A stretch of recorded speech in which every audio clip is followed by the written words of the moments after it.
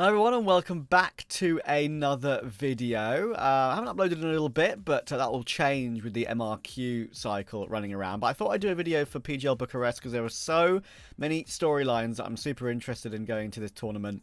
Yeah, having covered quite a lot of the qualifiers on my Twitch, I feel like I would feel like it's a good opportunity to do a bit of content like this.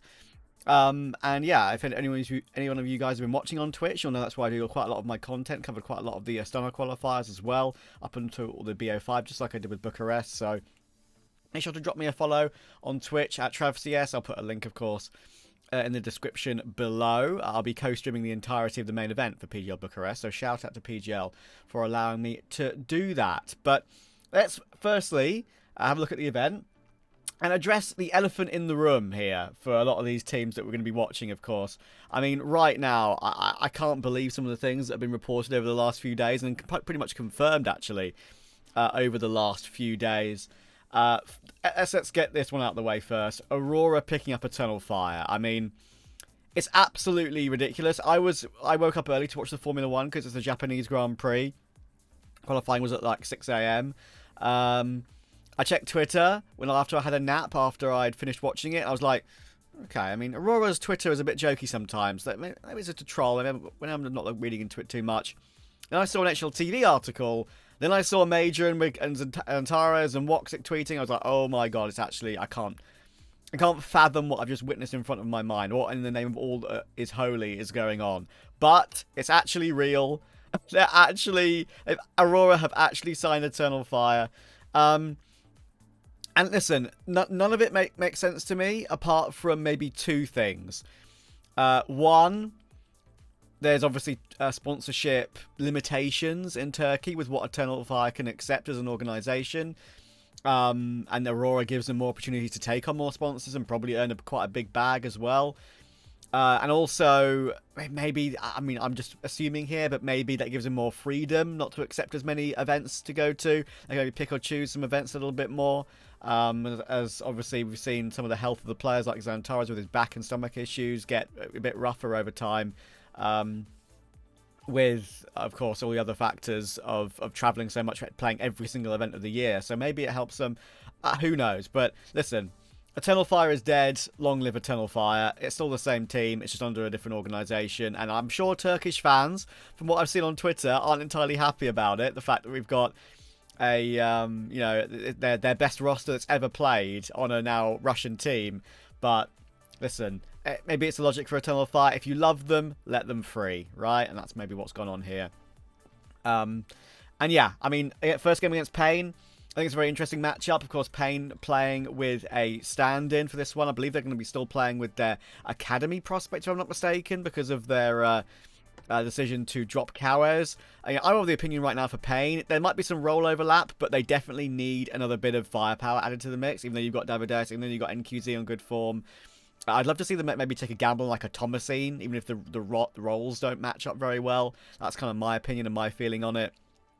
But even though they're under Aurora now, I don't think that's going to really change how they perform. It's still the same team. It's still the same backroom staff. It's still the same coach. Like, I would still take Eternal Fire to win this one on current form because Pain have been a bit up and down. And as we kind of mentioned, in all the games I've watched of theirs recently, you know, Bigazera is a bit up and down in terms of his mood with the team. Seems a bit extra frustration creeping in with them maybe not delivering to the standards that he's expecting anymore.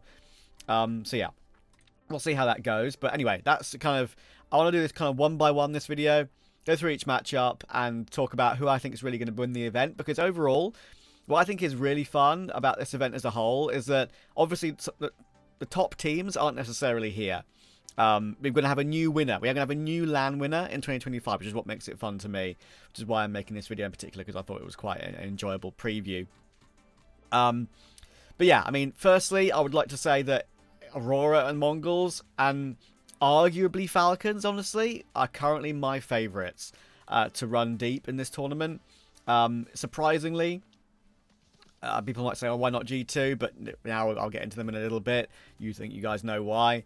Also, as it's a studio LAN and not a big arena crowd LAN, with having the crowd involved in playoffs, Astana will be that. Of course, Bucharest won't be.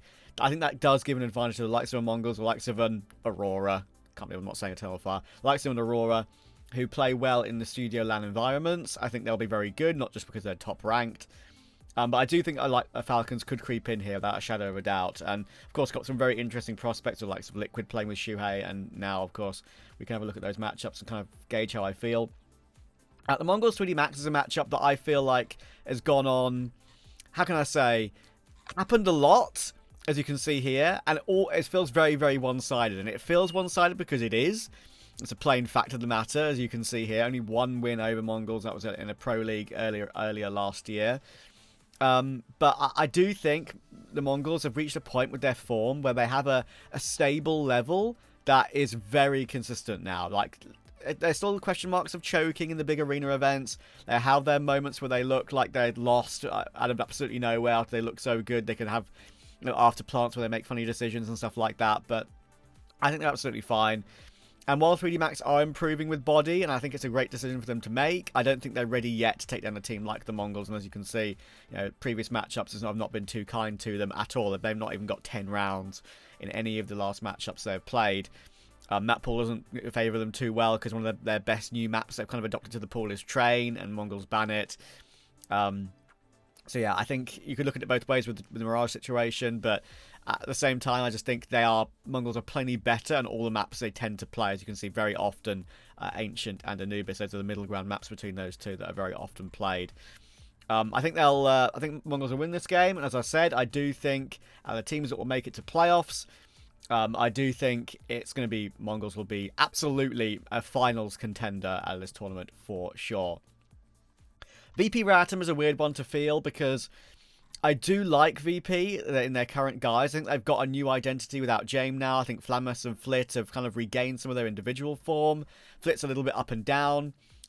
Flit and Fame have regained some of their individual form, and Flammus, even though he's a bit volatile, can still be an excellent fragger when needed. I do have question marks about Icy a little bit in terms of his overall consistency. I feel like he maybe doesn't AWP as much as maybe he should as a primary AWPer, and you could maybe look at a different talent that's out there right now if you're VP and think, okay, is Icy, are we maxing out our team now with Icy? Could we look at a Grix? Could we look at a Molodoy? Something like that. I'll get into those two a little bit more later. But I do think they'll win still. Obviously, it is just rare at them at the end of the day. They've been very up and down, even regionally. They lost this game to Hotu, which was the semi-final to qualify for PGL Astana, and you really wouldn't expect a team like this, of course, to beat Rare Atom, who did so well relatively recently. And of course, there are some names here like Cade and Duke Fizura, who've been around the scene for a very long time. But some weird results for them lately, and I don't think there's going to be much to talk about for them. I think if we see them play well and get a win or two, I'll be very surprised. Right now, Tyloo are kind of the more interesting Asian team after what they've done in Pro League, right? Interesting Chinese team, sorry, after what they've done in ESL Pro League. So, yeah, I think should be a win for VP. I definitely actually going to take them to make playoffs in this tournament.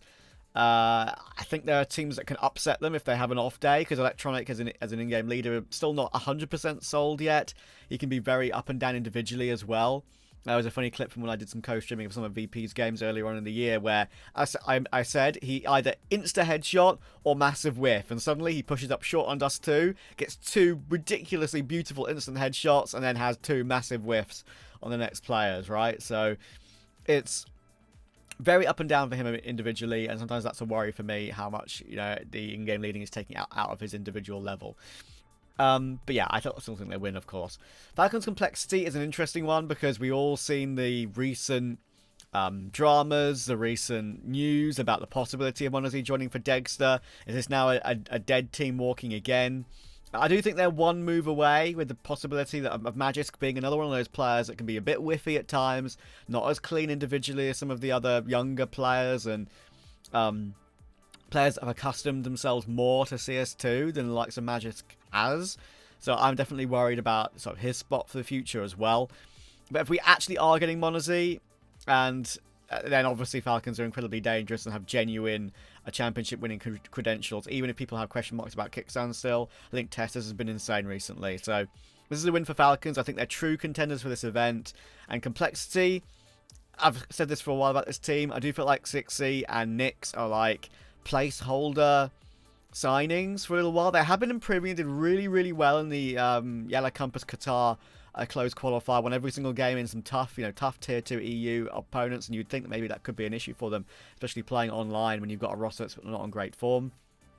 I'm still of the opinion that these guys are still placeholder signings for when they get another opportunity, like an M80 player being on the market in the future when contracts run out, or so on and so forth, right? They were never going to improve without a leash. That's been said many hundreds of times by everyone in the scene. So they're just kind of coasting, seeing what they can do. Fair play to them for getting here, because it wasn't an easy run. They had to make it through the NA close qualifier, of course, and I think there was quite a tough final they had here. Actually, it wasn't a tough final. I lied to you. It was very easy, apart from one map. I'm thinking of a different tournament. But yeah, it was this game. It was a long 3-mapper against Blue Jays, which actually was a great performance from the Blue Jays roster. That second map being 13-11 was very tight, only just squeezed through to the final against Wildcard. So yeah, I think it's they're doing well to qualify for these events, which is a good sign for them. But any step further than that, I very much doubt it. G2 Gamer Legion. Now, another one of the elephant in the rooms here. That doesn't make any sense. That's not English, but you get what I mean. G2 losing Monazy, man. I mean, I posted an opinion on Twitter when I saw this being confirmed by Nell. Obviously, it's not absolutely 100% yet, but Nell doesn't lie. It pains me for G2. I think this kills them. I don't think that's going to be a crazy opinion. I kind of said, as I said on Twitter, that I think there's kind of no way back for them now. Like, if you look at replacements, you do a swap for Degster. Not an improvement. There's no right answer at all. I think across the whole... There was 4 options, and none of them are right answers for me right now. You've got... Take the swap for Degster. Downgrade. You've got... Take a youngster, like they did with Monazy at the very beginning of his stint with G2. Like a Molodoy. Take a gamble on a Grix. Take a gamble on maybe even an Art Frost, right? Whose contract will be up on Paravision at some point. I think Art Frost is definitely in the conversation for a player that could make the move to a top team and look very good as an individual, because he's got good English too. So I would love to see Art Frost on this team personally. I think that'd be my favourite choice, even though maybe people could argue Grix and Molodoy maybe have more stunning futures in front of them. But I don't think that's a great option at the end of the day either. And your third option is simple. Like, you could just pluck him and see if he's got anything about him that could improve, or it's the only blockbuster signing that people would feel would be right for G2. Even though Simple probably isn't playing at his best level in CS2, I think he should be. I think he's pretty relaxed and chill without even playing competitive Counter-Strike at all. Simple. I think he's got the bag in his career. He's absolutely fine with it, and I don't think there's any incentive for him to come back. If it's G2 that come calling, I think he might consider it, but I also don't think that's an improvement or even a side grade. Because I think his CS2 form is much to be desired. I think he's without a doubt the CSGO GOAT for me, but Zywoo is a CS2 GOAT at the moment, in my opinion, alongside Donk probably. So yeah, it kills G2. That the fourth and final option is blow up the entire roster, and maybe grab a core from somewhere else that has a decent ranking that keeps them relevant. But listen, Morbs has joined this team. He joined what he thought would be an incredible roster. Now he's been kind of fed to the wolves as such, with a team that has a Hunter that's very up and down individually, a Hunter that's calling CT sides, calling CT pistols, a Snacks whose T sides are actually looking a lot better, but they still have a really bad loss in them and are not anywhere near the level of a Spirit and Vitality which they're trying to raise their game to. That game against the Mongols in Lisbon seemed like it was a bit of a flash in the pan. That was a really good sign for them, and then ever since, again, their first playoff game, it was back to normal G2 again, with them looking like they have the struggles they've always had, right? Great pieces here, but I think you should just kind of call it, honestly, if you lose Monazy. If I was to make a call, if you wanted the AWPer, I would take Art Frost, and that's probably a bit of a hot take, and an unlikely one that many will say. Art Frost or Simple, maybe again, weird take, but it's my opinion. But overall, I think my take is that they should actually just move on. Maybe keep Heavy God, Morbs, and Hunter. Move on from the Snacks and Taz era. Rebuild with a new in-game leader. It could have been Shuhei. But not the case anymore.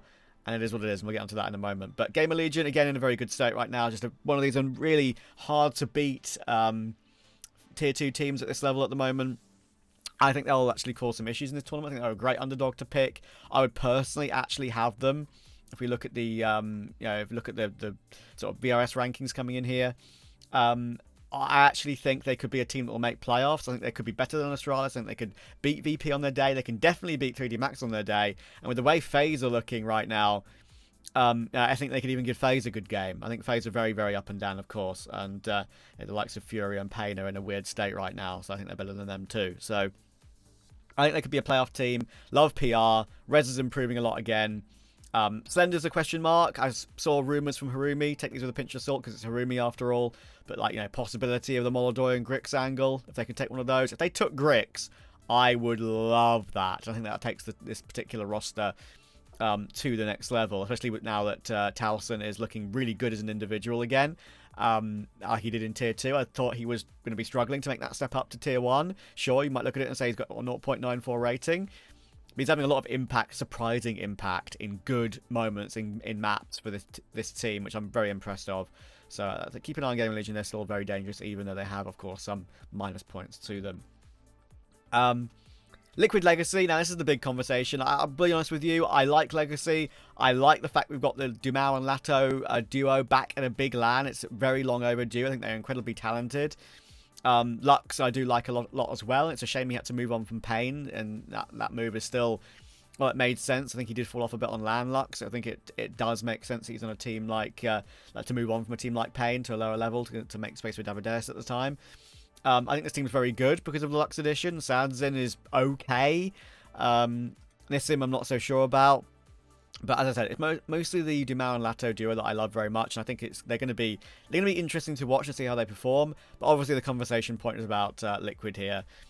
And Shue is I know it's only a loan deal; it's not 100% a signing just yet, but it's absolutely the right call. If you're not going to go to G2, this was the right call without a shadow of a doubt for me. It's to replace JKS. It's get a proper in-game leader. Twist was still fragging well, even with the in-game leader responsibilities. Now he's freed up again. You've got Shuhei in a roster that can... He's now will be super, super motivated to prove himself. There'll be people, whispers about him maybe not being as great an in-game leader as we think, because they kind of topped out. He topped out with Miles a little bit. Suddenly they're streaking clear of what they used to be able to do with Brolin as an in-game leader, and everyone thought that was a bad call at the time. So people are saying, well, what was Shuey the fraud? Spoiler, he wasn't. He's an amazing in-game leader. Just maybe it could be just a plainly better fit with Brolin at the team right now, and a bit of a honeymoon period. Maybe can't say that anymore after they did so well in the previous two LANs, but still, you get my point. And I think losing JKS is a shame, but he was kind of uncomfortable in the roles he was being forced into, and I do think he can do a good job for a team at a lower level. For example, like he could replace Crims on Fnatic, I think, at the moment, and be a very decent, slight upgrade that could take them to the next level. Now they've got Jambo, of course, just as a quick example. And for Shue in general too, I just want to say that he has a history of improving AWPers. He took Acor to a major final, for God's sake. He improved Torji up into a level, and now, Brolin is kind of ascending that a little bit, and Torji's having a great performances, looking great confidence-wise. But he definitely improves AWPers in his style up until a point, and I think Ultimate does need that. And I'm really hoping to see an improvement to Ultimate's form. Now he's playing underneath a fellow Polish player, in-game leader. So I think that's going to be a really cool move. I'm really glad to see it. It was always Liquid or G2 for me. This is the right move for Liquid without a shadow of a doubt, especially if it becomes a permanent one in the future. These last two are a little bit more questionable for me.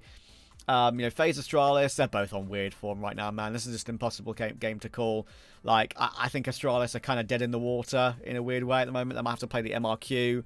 Whether they make it through that gauntlet, remains to be seen. I think Cadian is not cut out to be a rifling in-game leader.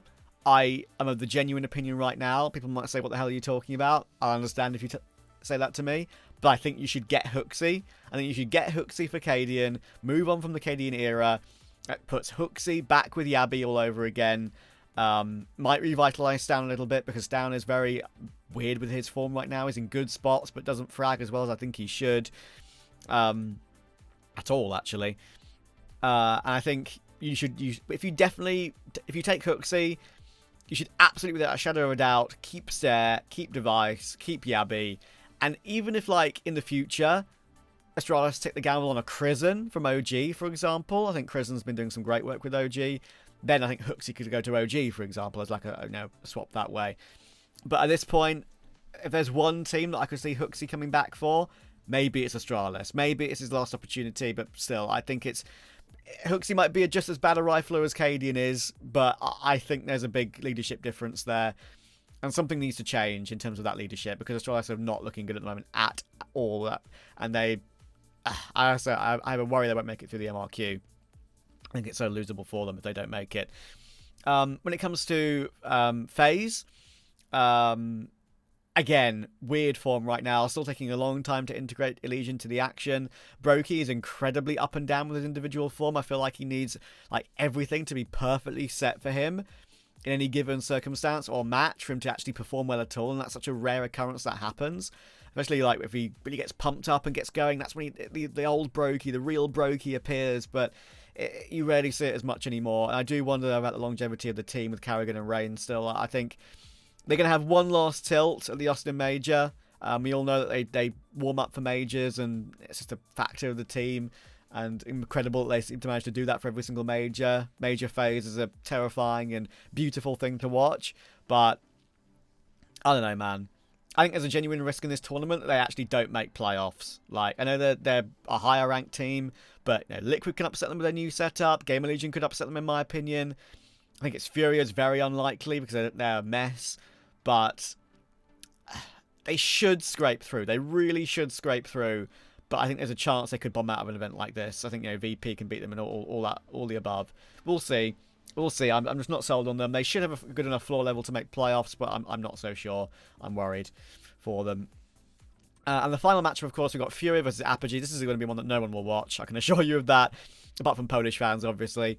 I had the fortune of covering all of Apogee's run through the Bucharest closed qualifier. I really enjoyed watching this run. We can see some of it here, right? I streamed the BO5 Grand Final and quite a lot of the qualifier. This was a mad game. A mad game. I mean, look at this. At one point, I think OG were 10. I think it was 10-4. No, sorry, it was 10-2 on this map. There we go. It was 10-2 to OG on Dust 2. On T side as well. I know CT Dust 2 is quite difficult, but they threw it away. They lost that one 16-14 in the end, and that kind of cooked them. Like that. This was a great opportunity for OG to make a big LAN again. And they choked it away in ridiculous fashion to Apogee. And they should have never have lost this game without a shadow of a doubt. Even Nuke, right, was closer than it should have been. That went to a 16-14. Ancient at the time of this map being played was OG's best map. They had won like 6 or 7 in a row against really good tier 2 opposition like Navi Junior and teams like that and Paravision who are like really, really good on Ancient in tier 2 at the moment. They've been looking really good on the map. They got blown out in map 1. They really threw map 3. And map 4 was also on the edge for a little while until Apogee got over the line in pretty ridiculous fashion. And it's an incredible result for Apogee because they've got some great individuals. I mean, Jacob is one that people have been speaking about for ages. He trialed for 9 when they kind of moved on from Minio for a little bit toward the end of last year. And Hades was in-game leading for a little bit. I thought he had something about him. I thought Jacob was excellent. I don't think he wanted to be an out-and-out professional for a little while. I think he only wanted to play for a bit of, but just for fun, play at a high level for fun with friends for a little bit. But he's made the call to finally go for it. And I think he's a great player, but I don't think he's enough to do anything in this tournament at all. Like, you've got good experience here from Demo and Prison. Huffer, as I like to call him. I think it's not just called H for. I think he's okay. Hypex is actually quite fun on the AWP, from what I've watched of him. He can have his pop-off moments, but again, he's a bit hit and miss. As I said, the experience with Demo and Prism is okay. If they beat Furia, which honestly, with how Furia are right now, I wouldn't even put it past them. Honestly, I feel like Furia are that bad. It would be a huge shock. I mean, Furia are stuck in a state of they can't move on from Fallen because they can't get Bugazera yet. They can't do anything with K Serato to be a pure out-and-out star fragger anymore. Cello whiffs too much. I can't tell you how many times I've watched Cello whiff. Yuri is not the Yuri he used to be, and Skulls is just being a good role player right now. He's probably the only blameless player on the team, maybe at the moment. Probably the most uninspiring team that plays tier 1 Counter-Strike events right now. I've said this in so many podcasts before, I could go on and on about it. I'm not going to go on and on about it again. It would be too much. You can make a much better Brazilian team than this for the star South American team of the region. It's a mess, and they don't have anything about them that really gives me any hope whatsoever at the moment. So they could, have a weird event. As I say, no big top teams involved here. They could squeak through to playoffs. I really, really doubt it. If I were to take the teams for playoffs right now, and I'll pick a winner right now as well. Mongols are making playoffs. Aurora. G2 still squeak it somehow, even though they're playing with what could be considered a dead team. Falcons are making it. I think VP are making it. I'm going to take Liquid to make it as my 6th team. 7th team is Gamer Legion. Ooh. I think I'm taking... I didn't pick FaZe, did I? I think I might have to take 3D Max over FaZe. I know it's another wild decision. FaZe still have a good enough level over 3D Max, you would think, but I'm actually going to take 3D Max to make playoffs over the likes of a FaZe or an Astralis. I think they've got more consistency as a group at the moment. But either way, winners of the tournament, I think I'm going to have to pick the Mongols. It's an easy pick, but I really think we could see a surprise tournament from Liquid. We could see a surprise tournament from G2. But Studio Land, where Mongols do their best work, I'm picking them to win the whole thing. I think Aurora will look okay. But don't forget, of course, as I mentioned before, with Antares' health issues, with his back and stomach problems, I'm expecting this to maybe, especially with it being the swap to a new organization, that's going to maybe be floating in the back of their mind. Can they focus? That's a big question mark for me. They should be in playoffs, but will they make the final or contend? I actually don't think so. I think it'll just be another playoff team again.